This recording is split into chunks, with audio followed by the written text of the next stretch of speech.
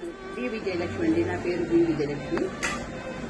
నేను 8 సంవత్సరాల నుండి చాలా ఇబ్బంది పడ్డానండి. కాళ్ళ నొప్పులతోటి, మోకాళ్ళ నొప్పులతోటి.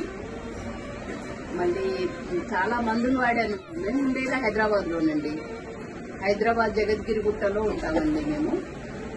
ఎన్నో మందులు వాడాను. 8 సంవత్సరాలు చాలా ఇబ్బంది పడ్డాను.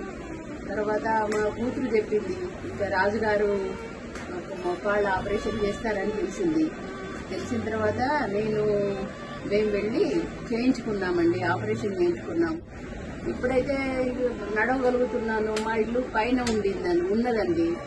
ఎక్కడం దిగడము ఫస్ట్ ఫ్లోర్ మాది. ఎక్కడం దిగడం చేస్తున్నాను.